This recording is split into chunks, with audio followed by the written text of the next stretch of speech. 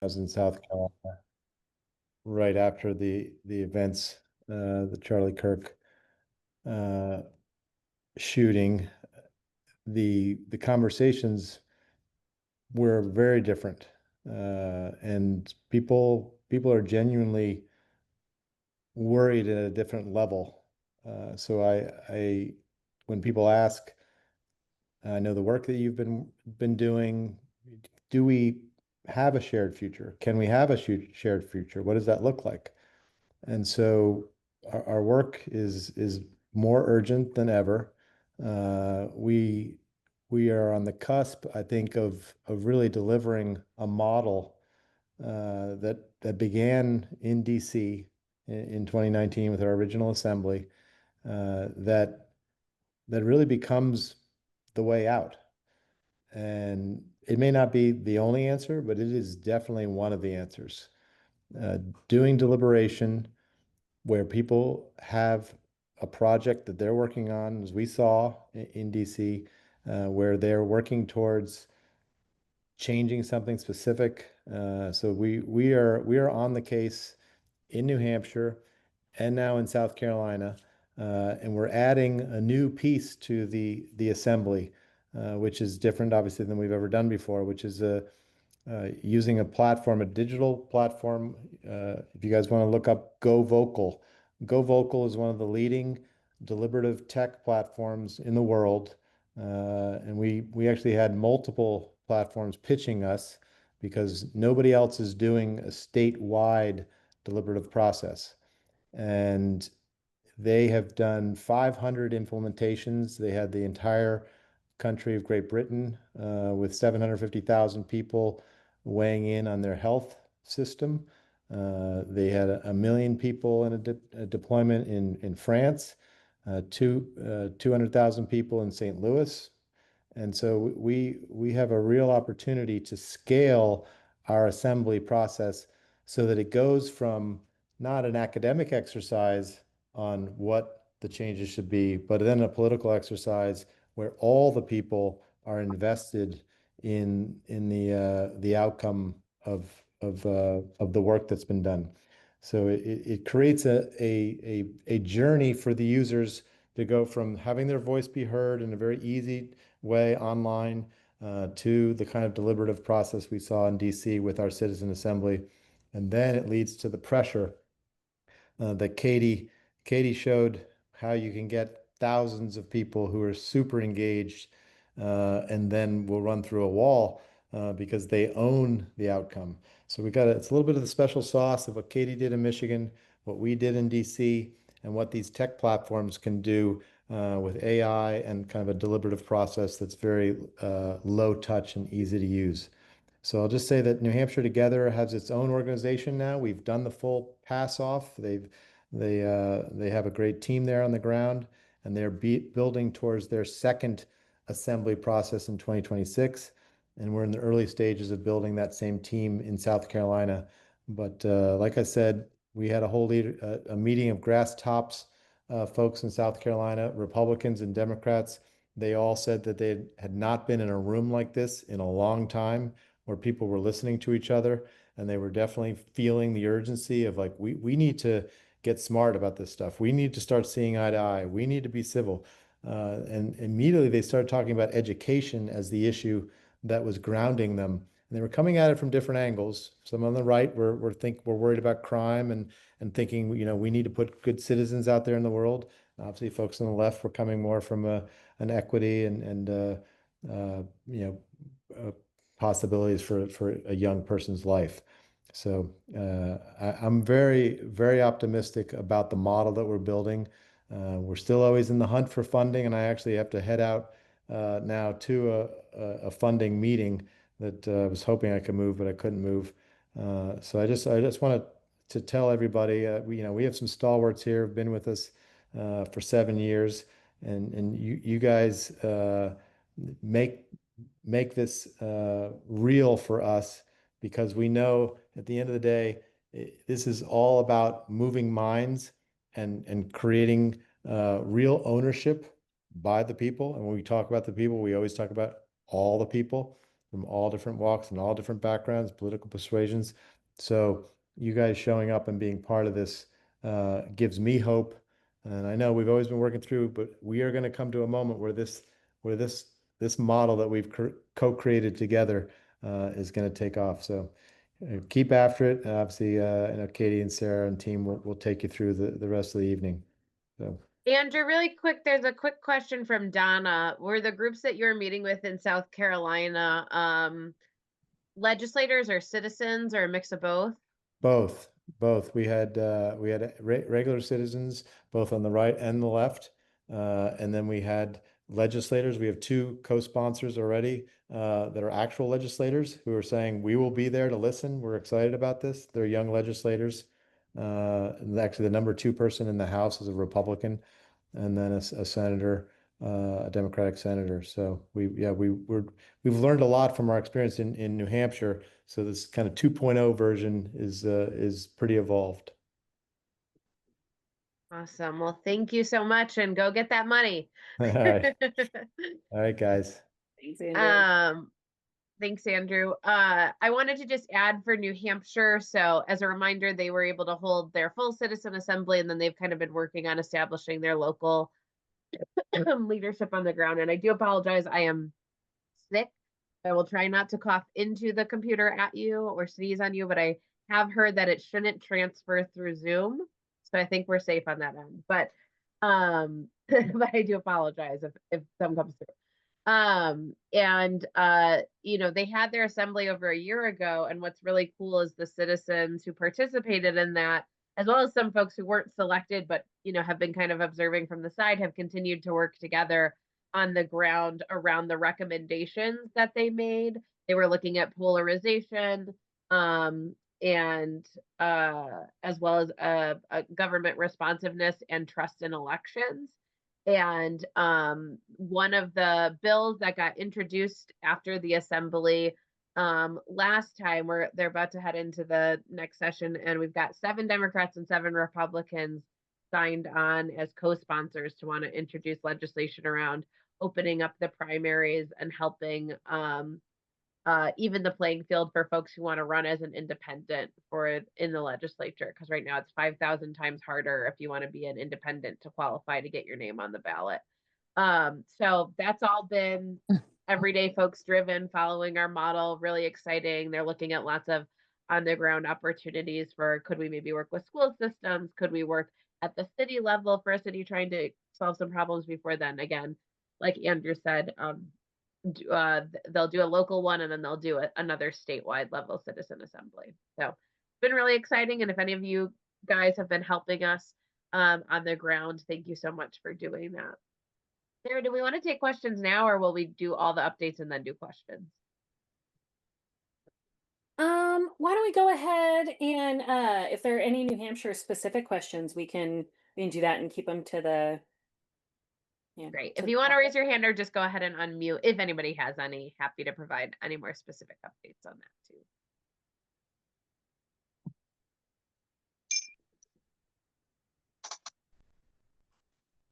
All right, we can move on then.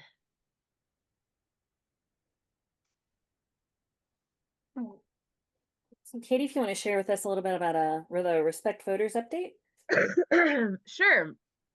So in 2023, one of the things that we come to is like, we are all about bridge building, but we want to do that for a purpose. How do we improve our government together and make it more accountable and responsive to all voters in our country?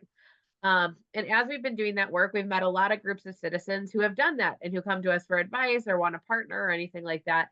And what we realized is that one of the things we have in common is the ballot initiative process. In 26 states in the country, there's a citizen-led ballot initiative process of varying degrees, but essentially where citizens can come together to write their own law.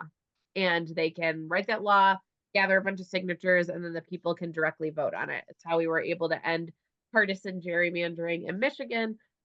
It's one of these kind of key tools for direct democracy, for citizens to be able to come together and pass laws. But what we recognize is there wasn't anybody kind of nationally helping look at that process and how do we strengthen it, and how do we potentially expand it to states that don't have it but want it? How do we there were a lot of legislatures, especially as we see more things coming from the Supreme Court down to the states where states will get to decide on it. They're trying to remove that power from citizens. A lot of state legislatures are, and weaken it or get rid of it entirely.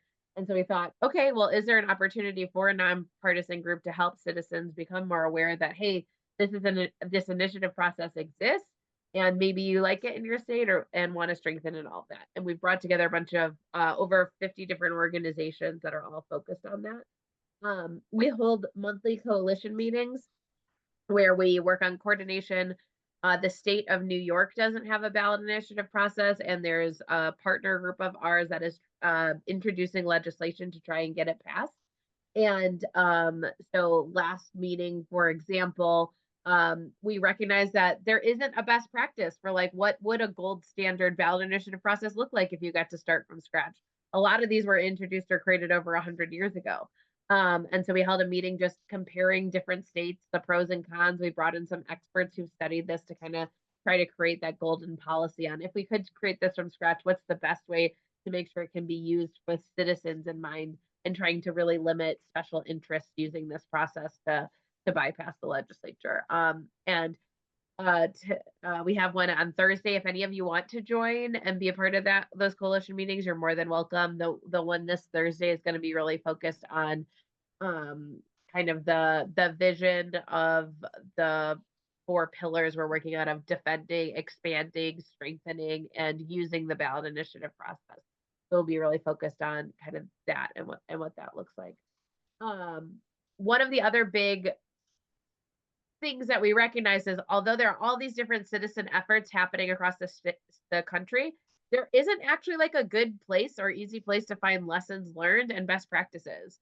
And even around like the different types of attacks that happen, because the legislatures are following each other and using similar attacks to try and weaken this process. So we really felt like that was some low-hanging fruit, and that's what we've been focused on trying to pull together and work together as a coalition to highlight.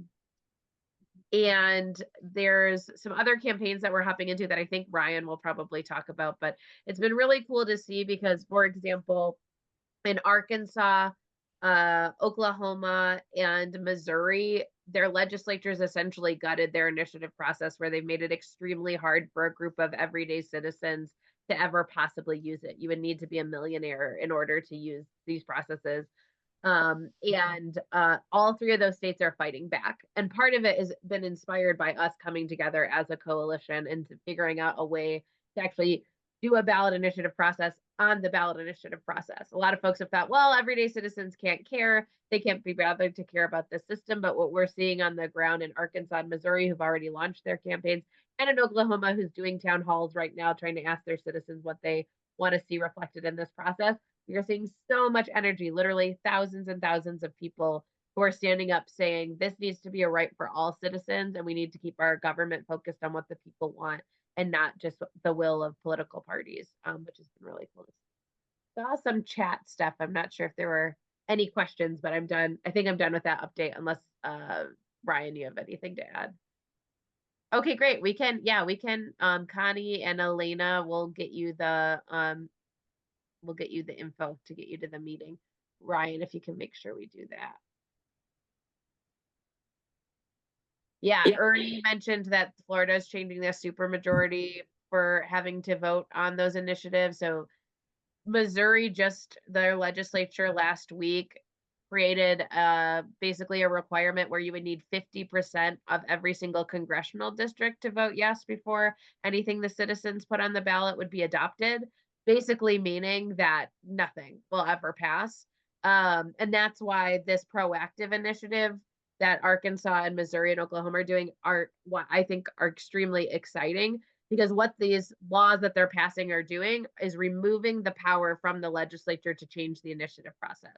The only way to change the initiative process from now on, if this law passes, the one that the citizens are bringing, will be if the citizens vote to change it, completely changing the power dynamics there, which is really exciting. And then this will also bring that threshold back down to just 50% in order to pass. But Yeah, Katie, yeah, then I think like a lot of states, I think Missouri has reacted to the initial wave of some of the ballot initiatives. We were there with a whole crew about 3 or 4 years ago, and we had ranked choice voting and legal marijuana, and they actually both passed. Well, we were on a rescue mission, and the legal marijuana survived in Missouri, if you can believe it. And so they, initially we get through, and then they sit around and they find some way to try to stymie you, right? right, exactly. Well, and that's the thing, Mike, it actually comes back to our mission, I think, in a lot of ways. When we like the media and the way a lot of political parties talk, it's like they get incentives, they get more donations if they make it act like there's nothing we have in common. And that like potentially agreeing with somebody on the other side is like, evil or going to destroy our country entirely or whatever. And ballot initiatives, I think, routinely prove there's a lot of middle ground where the vast majority of people, even if they are quote unquote red or blue or independent or whatever, like actually have a lot of common sense laws that they just want to see passed. Like, I know everybody has their own personal stance on marijuana, but you continue to see that when citizens get it on the ballot, they tend to vote yes for it. When you see things like redistricting reform, moving towards independent commissions, they tend to vote yes on it. Opening the primaries so independents can vote on them. General public tends to vote yes on those things. It's they just often need the chance to be able to see it, and that's again why I think we as an organization saw, hey, there's this gap in leadership, and maybe there's a way we can fill it. And I think it was the right call. It's been a really exciting program to see, and unfortunately, there's been plenty of attacks and stuff to keep the coalition busy. So yeah, if anybody Just else does want to come, please put it in the chat. We'd be happy to invite you. We'd love to. just real quickly on the marijuana, it turned out it's not what you would think, but when you talk to people, you find out everybody wasn't necessarily in favor of it or ready to run and get high. But they thought that the idea that at this time in history that it would be criminalized and people would go to jail for it was just ridiculous. So it was more that Common logic. sense. Yeah, common Exactly, sense. And exactly. part of what we also see, I just wanted to flag as well, is that legislators, because they get primaried so easily, where because of gerrymandering, they're in these districts that are really extreme. So they're most likely, after the primary, whether a Democrat or a Republican is going to win in most districts in our country. And so the primary is the only place you can lose. And the primary tends to be only about, if it's a red district, the red voters, or a blue district, the blue voters. And it tends to be who's the more extreme candidate.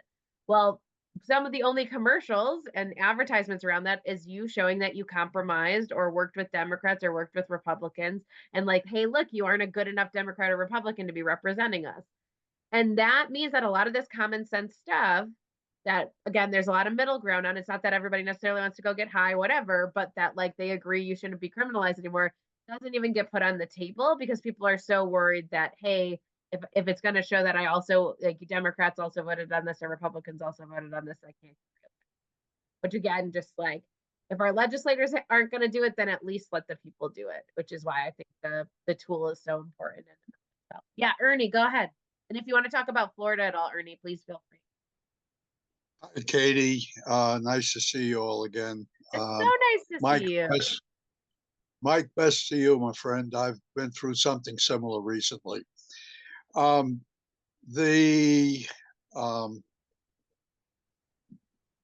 major stumbling block, let's face it, let's be honest, let's be open, is what the GOP is doing to become autocratic in all the states that mean something, including here in Florida, which has had a supermajority GOP legislature for a number of years now. And all of the good petitions being put forward by the good people with good intent have lost because they've only reached 58 and 59% of the vote, which is ridiculous. Of course, it's a large majority. 59 to 41 is a large majority. But here in Florida, as they are doing in other states, calling for that 60% and even more. As a matter of fact, our governor wants to see a 66% for petitions from here on in the future. is absolutely ridiculous. So the ability to do the people's work is, of course, getting more and more difficult as time moves on. And it's I'm thinking of moving to Costa Rica. I'm afraid for our country, to be very honest with you. We have, in the Independent Party of Florida, here in Florida, we have 272,000 plus registered voters. And yet we cannot, and this is something I have been preaching to all of the organizations like the People, to the political organizations. Here we had in Florida 5 different registered political parties just a few years ago. Now we're back up to 13. At one point we had 60 some odd, which was ridiculous. But the reason we have for not getting anything done here, and this is a message, Katie, I've been trying to preach for years now, is unity. We need to stop being individual good advocates for a good issue and unify to save our country. And that's all I have to say at this point. Thank you, dear. Thanks, Ernie. Very good point. I like your shirt. We match. So yep, love it, love it. And I wanna just one up on that. I mean, I think that's what we're seeing across the country is that when folks, including in New Hampshire, you know, a bunch of the democracy groups essentially said, like, let's do a citizen assembly together. And by doing that, it allowed them to get some stuff done by coming together to see where that common ground is. And we continue to see with the ballot initiative process that is another one of those opportunities for being able to it's a lot of cross interests, right? Including people outside of even the political reform space, other folks who are just frustrated by the legislature. So it can be a good way to mobilize. And unfortunately, we do see that attacks on the ballot initiative process are cross-partisan. In Nevada, they're also attacking theirs, which tends to be more of a blue state. And Illinois, they're also attacking theirs. So it's still a fight from my perspective, from kind of entrenched power that doesn't want to lose power versus the people and what the everyday citizens actually want, which is, yep, very short-sighted and really going against our ability to have people have faith in our country and what it can do and accomplish. Elena, I see your hand, and then I want to go to the next update, and we'll continue to have more time for question and comment for sure. And Elena, you're muted in case you don't know that. Oh, I thought you wanted me to wait. Oh, no, you can. Sorry, I was saying you can go, and then we will wait after to do any more. I'm becoming more and more belief that our people are not well informed about a lot of things. And I was wondering, I mean, I don't know if it's within the realm of what, the mission is, but is there a way, not just educating people, all right, and I know it's an important part of what you're doing on the voting process, but on educating people on what the foundations of our democracy are, sort of the Constitution for dummies, I don't know if I mentioned this to you or not, or even like a fun, like a little game where we take the nationalization test and give people 10 of the questions and see if they can get them right. You know what I mean? I just think that there's just not enough people that understand the basics, and that I'm afraid that no matter whether it's the right or the left or the moderate or the independent, that there needs to be some kind of an education process on who we are supposed to be. And maybe because it's the 250th anniversary, and again, it just feels like it's I didn't even have the guts to bring this up in other places in which I participate, because I think I would have been laughed out of the room. I just think that, for the people, it feels like it's the people thing. You know what I mean? And we can Yeah. do it by state. We can do it by, you know, we could do it by state and see like what happens. But Yeah. I just worry that there's a group, and I'm going to be very, very generous in this percentage, but I think there possibly is a 15% of the population that are people like the ones on this, call tonight. All right. And that the rest of the population, it's not that they're totally apathetic, but that other things are much more important to them, like getting food on the table and getting their rent paid, and that they just don't, get into this. And yeah, they vote, but I worry that there's so much out there that people can listen to, and hear, and none of it is really clarified on whether it's real and if it's truth or if it's not truth. So I was just wondering. Yeah.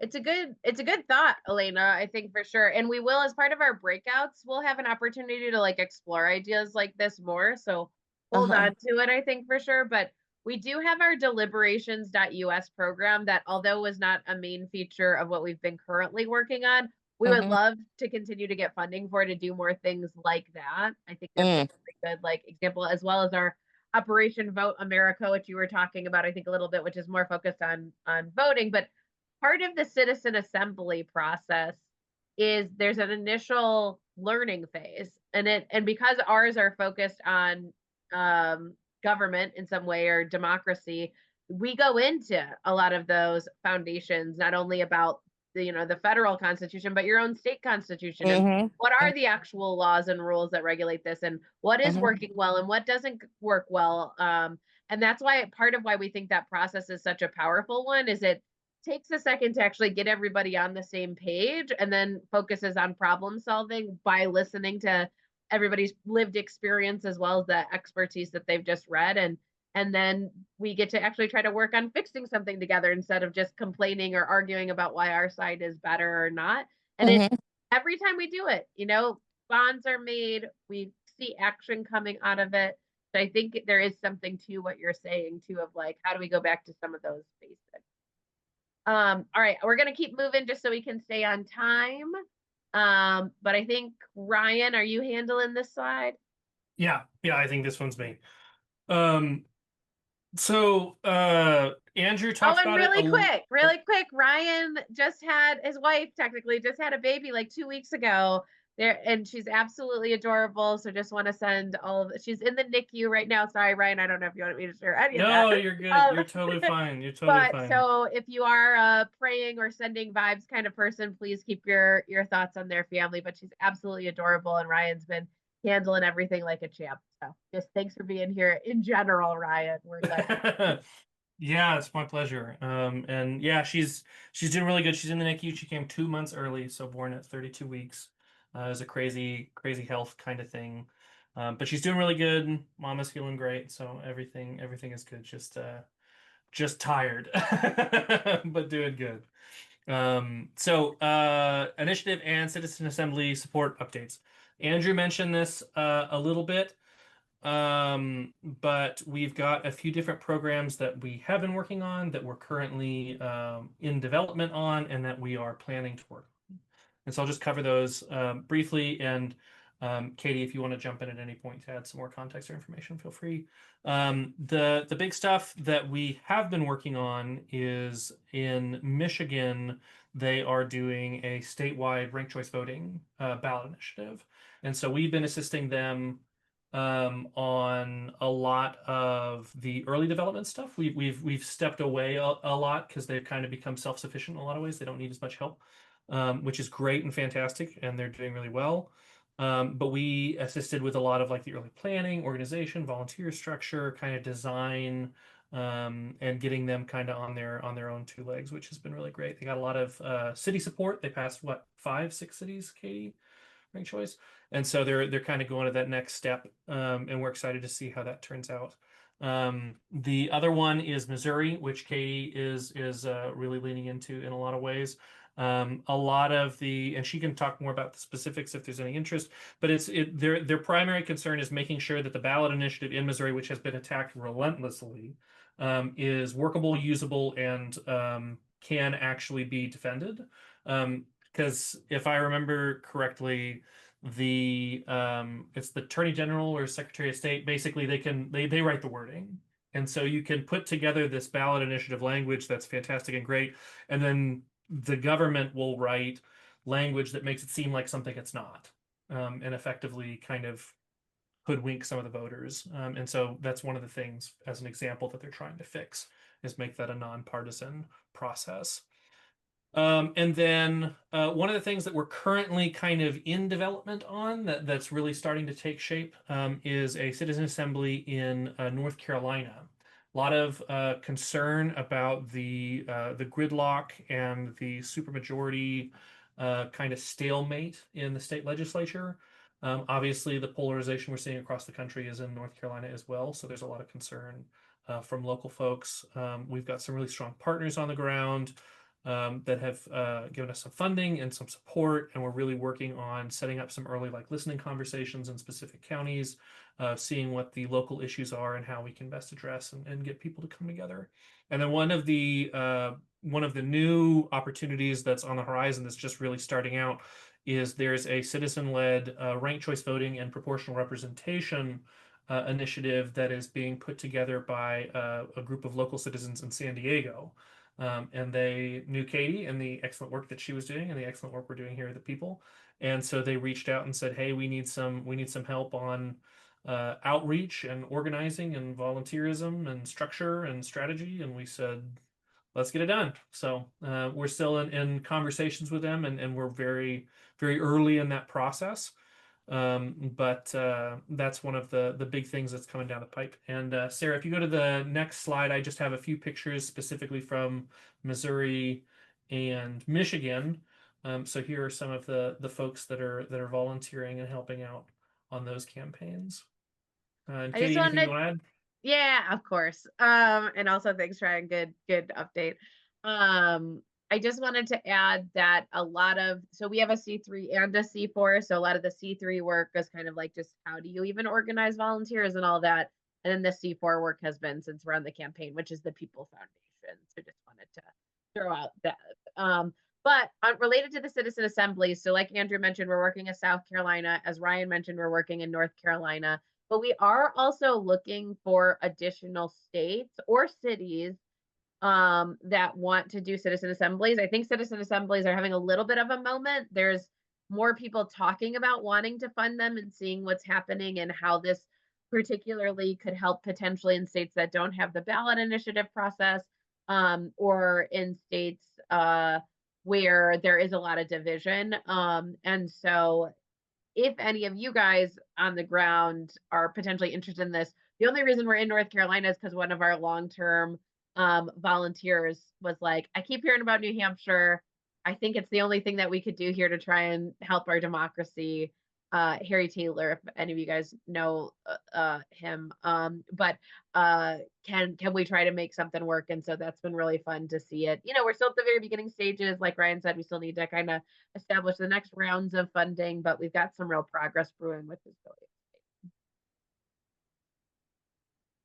And in Michigan, I think we've got like 5,000 volunteers, and I think Missouri's got about 3,000 day to day, and both of those have like even bigger lists. So we also are seeing in both of those campaigns, we're really trying to follow our model of how do you actually go and bring people of different political ideologies together first and talk about the issue and talk about the solution. So it's very cool to see that is working in those states and has really basically created movements from nothing to something. Thanks, Katie. I'm going to hand it over to Mike, the chairman of our voting rights committee, to give an update on what we've got going on over there. So Mike, free to jump Thank you on very in. much. Thank you very much. And I was hoping to catch Kathy. She said she's leaving. And I said, Kathy, I was just getting ready to praise you. Come on. And but it's been it's been exciting for me to work with the Voting Rights Committee. We've been going since, I guess, the 7 years. Started off with Betty Murchison, and she and I are working together.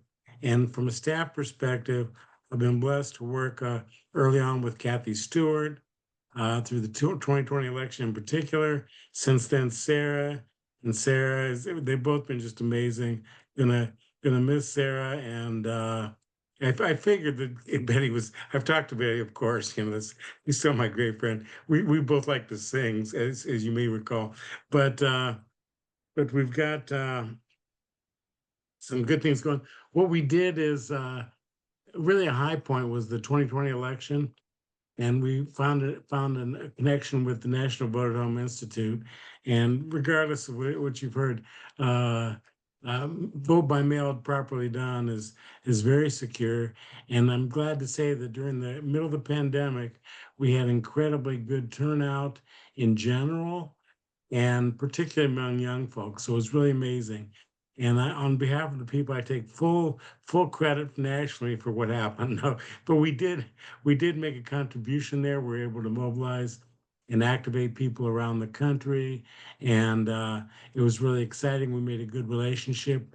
We've done a number of citizen exchange forums, and one of those Ryan mentioned ranked choice voting. We had the mother of ranked choice voting from Maine. What's her name? Marie, Sarah, do you remember Marie? Kara McCormick. Oh, what is it? Kara Kara McCormick. McCoy. Oh, yeah. She was fantastic. And at the same time, we also had a guy who was just fresh off the campaign with the New York mayoral election. It was a new thing there. Now everybody takes it for granted, So I think I found ranked choice voting very interesting. And so we were able to do that. On top of that, we also had a really nice forum on ballot initiatives. And one example I'm thinking, and Katie was with us, fortunately. And one person, I'm sorry he's not here with us tonight, but Dre Samuelson, who's run a lot of U.S. Senate offices and campaigns. And he was really excited to learn from Katie those little secrets about how to make sure it's effective, and make sure that you anticipate any loopholes that somebody might try to sneak through. And so those little kinds of in-person advices that come from experience were really great. And I'll tell you, we happen to have on our committee a guy named David Valente, and formerly a libertarian. I don't think he is anymore, but he was just still is an incredible moderator for these forums. And so that made us, and Sarah, of course, is amazing at doing all the logistics. So we really have a good run. We're looking at doing some more of those as the issues come up. We're proud of what we've done with that. Big issue right now, as you've probably seen, is the what we're doing with change.org. Of course, gerrymandering we're battling against, but this idea that, oh wait, the redistricting came about because you're responding to the new numbers of the decennial census, right? Says, well, we don't really want to stick to that rule, so we're just going to redistrict whenever we feel like it, and so that's not good. But we do ask your help, and I've gone through all my, not only my Facebook list, but my contact list and so on. We ask that on the change.org, each of you should have that available to you, and we ask you to go ahead and put that out there. We're trying to get 1,000. 1,000 is a magic number. We're a little ways away from that now, but it's a good mobilization, and it's really critical issues. The redistrict, as Katie was alluding, between the redistricting to have the stacked districts and with the gerrymandering on top of that, it just doesn't give the democratic result we're all looking for. We're constantly pushing for free and fair elections. Concerned, there are a lot of challenges right now, to be honest. And so we want to get through this one and get prepared. Unfortunately, I came up very idealistic. I'm old enough to remember when the voting rights passed.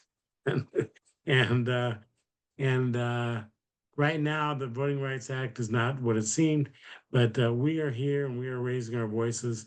And I think at this point, what we want to do is be nimble and find those opportunities with the forum, with any modality to do what we can to protect the right to vote for everybody.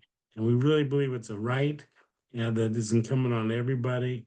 And there are real challenges in terms of registration, in terms of castigating the write-in ballot, which I just think is, by the way, we have an excellent rapport. So that'll play with Barbara Smith Warner, who's the director of the National Voter Home Institute. She's come by and talked with us. And so, like with Katie and her inside view, she's been very cooperative and very helpful. And so we've really got some good people. We do have a meeting planned for Thursday, and because we got a lot of exciting things ahead, and we want to be in a position to respond to the challenges that come. And so we'd invite you all to please join with us either at that meeting or as we go along, because we're not done. We got a long way to go between now and the next election. And we need to be nimble and on our feet and ready to respond. So we look forward to doing that.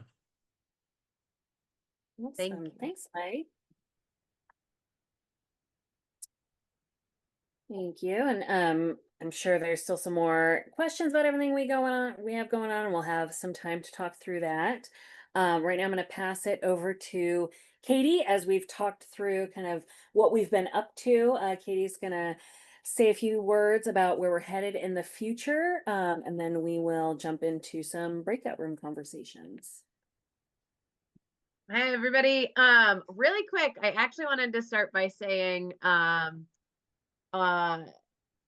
huge shout out to Sarah. Sarah will be leaving us soon. She is in the middle of joining a practice to help. I'm probably going to butcher this, Sarah, sorry, but helping folks with therapy. She's gotten her degree in that, but Sarah has been with us basically since day one and has been absolutely amazing. I'm sure she's going to stick around. I can't imagine our life without her, but she's really helped, throughout so many different phases of our organization and what it looks like, and has always been willing to hop in and do anything that the organization needs, no matter how big or how small the task is. Like, hey, can you just get 2 people from all 50 states and like book them airline tickets and make sure they arrive to Washington, D.C. on time? To also like, can you schedule this meeting, or can you create this program from nothing, from a blank piece of paper in a Google Doc? So thank you, Sarah, for everything. You are such a sweetheart and so amazing to work with. And I think this is like the perfect next step for you too. So thanks. Yeah, and if anybody has any well wishes, feel free to throw them in the chat. We'll make sure we save them and all that kind of stuff. The future of the people is really it's up to all of us. And I do think that we've known that what is pressing in our country is the need to be able to come together, identify common ground, and create a better structure of our government for all people. And the way we want to do that is together. But so much continues to change and evolve. And I think one of the benefits of having folks who live in different states across the country is that we can have lots of different perspectives on what might feel like the right thing to do at this time. It's like our funding has changed our direction in some ways. We've been able to not get as much funding on the national front as we have wanted for doing kind of like the national bridge building work. But the 4 programs we just highlighted are some of the places where we're continuing to see excitement, both around the ballot initiative process, helping folks learn how to do volunteer organizing and citizen assemblies, as well as voting rights and education about around our voting processes in the country. So as we head into the breakouts, I would just encourage each of you to take a second and reflect on just how you're feeling and what feels like something that's missing right now, or something that if we could throw good positive fuel on to accelerate, you feel like it could be something that this country needs in this moment. I continue to think like getting offline and actually like getting in the trenches together to try and get a system that we all feel like works is one of those key pieces. Because I think we just continue to see all of the negative impacts of having a legislature that can be bought and paid for, that can be hyper focused on just a small percentage of their voters instead of actually trying to represent all of their voters. And I keep coming back to, I think unless we have the citizens of this country focused on actually going back to our basic building blocks of democracy and fixing those, I don't know how we for the long term fix this. But the other thing I keep thinking about is that too slow? Is it a too slow of a model to make enough progress in time for people to not give up on the idea of a democratic republic, a country where we've got representatives that theoretically represent us in our state capitals and in Washington, D.C.? Do we have to do something else? I don't know. And that's what I really invite all of us to kind of think about. And so much of your leadership has already been key in shaping who we are and what we're doing. The one thing I do know that I'm seeing in all the different states that we're working in, which are across the entire country, I actually was just in Montana. That's why I'm sick a week ago, maybe 2 weeks ago. But we got another volunteer in Alaska. So I think we're in all the time zones again. So, and the thing I'm seeing in all those time zones, Freya wants to come say hi. Here's my little 2-year-old. Yeah. You say hi? Yeah. You want to say hi? Are you too nervous? Freya's sick with me, but she Hi, just got a bath. cutie. Huh? Did you just get a Hi, bath? cutie. You say How do good you night? get cuter every day? How do you do that? You say He good works night? really hard at it. All right, I love you. Bye. Okay. Say Bye. bye, Frey. Bye. Okay, sorry about that. The one thing I do know is constant, no matter what state we are working in, or territory, is that there are thousands and potentially millions, but I've at least seen thousands of people in every state who are willing to try to do something. They are willing to try something different. They are willing to get in a room with strangers that they know they don't agree with and try something. Many of them don't know what the right answer is, but they know that it's broken and that it can't keep going on this way. And that's the thing that I keep coming back to, that like I think is the key to how we take this to the next level. But I think we've really got to think about how do we provide that invitation for what's next, and how to work together through this. So anyways, I think we can hop into breakout rooms now. There will be 3, if I remember them correctly. We will do one on citizen assemblies. We will do one on the ballot initiative process, and we will do one on the voting rights programs. So please feel free to choose whichever one speaks to you. We can do less of those breakout groups if we aren't interested, or we might, pull a couple of people into other ones depending on what everybody's choices are. But Sarah will put up a breakout group option, so you should get a little notification and you should be able to choose for yourself which one you want to go in. Thanks, Katie. And yeah, what we'll be talking about in each of the breakouts, again, you're going to self-select whatever one seems most interesting to you, whatever you're most passionate about. And like Katie said, we're going to talk about one, what are we doing already, or what's already within the people's programming in this issue and ways that you can get involved. And then also, to Katie's point, what are the other things within that umbrella that we want to be doing, that we want to be looking for support to be able to do? So they're very action-oriented conversations. We're hoping you're bringing all your best ideas and ways you want to get plugged in. And we'll have about 20 minutes.